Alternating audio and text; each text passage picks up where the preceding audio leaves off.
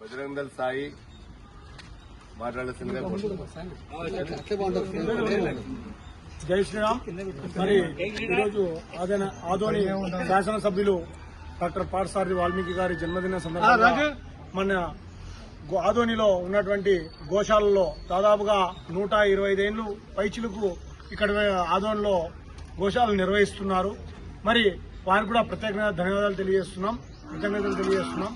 మరి డాక్టర్ పార్థసారథి గారు ఆదోనికి అభివృద్ధికి తోడ్పడాలని, ఆయన ఆరోగ్యంగా ఉండాలని కోరుకుంటూ ఈరోజు గోసేవ చేసుకోవడం జరిగింది.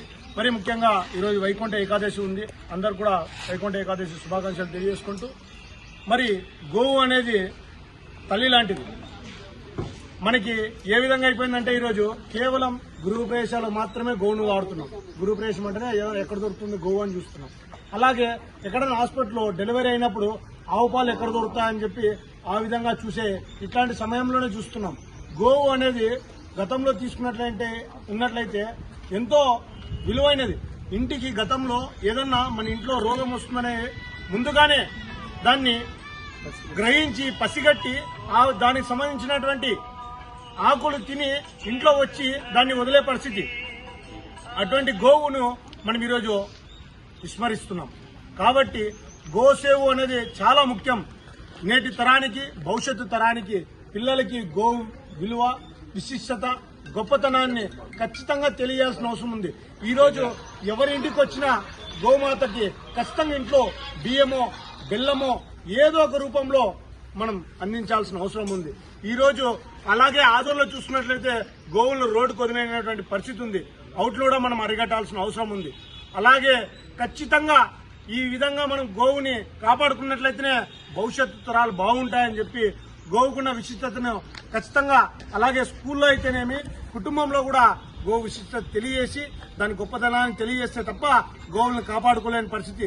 గతంలో చూసుకున్నట్లయితే లక్షలాది గోవులు, అనేక రకాలైన బీడులు, జాతులు అనేక రకాలు ఉండేవి. ఈరోజు అవన్నీ అంతరించే పరిస్థితి. ఈరోజు చూసుకున్నట్లయితే గోవును మనం విస్తరిస్తున్నాం. ప్రపంచం మొత్తం కూడా గోవులు మన దగ్గర నుంచి తీసుకుపెట్టినటువంటి గోవులను అక్కడ సుభిక్షంగా అవుట్లను కాపాడుకుంటూ, అవుట్లతో ఉత్పత్తి అయ్యేటువంటి పాలైతేనేమి, అలాగే అవుట్లతో పెండతో ఏర్పడేటువంటి ఇవన్నీ కూడా వాళ్ళు ఆయుధంగా మెడిసిన్ గా వాడుతున్నారు. అలాగే గోమూత్రం తీసుకుంటే కూడా అనేక రోగాలకు కూడా మనకి సర్వరోగి నివారణలాగా గోమూత్రం కూడా పనిచేస్తుంది. ఖచ్చితంగా గోమూత్రము, గోవు అనేది ఖచ్చితంగా దాని విలువ, దాని గొప్పతనం మనం అందరూ తెలుసుకున్నట్లయితే గతంలో వైద్యం అనేది లేదు. గోవు రూపంలో గోవు పాలు ఇట్లాంటివి తీసుకొని ఎంతో చక్కగా మనం అందరూ కూడా ఆరోగ్యంగా ఉండేవాడి. కాబట్టి గోవుని కాపాడుకున్నాం. జై గోమాత, జై శ్రీరామ్.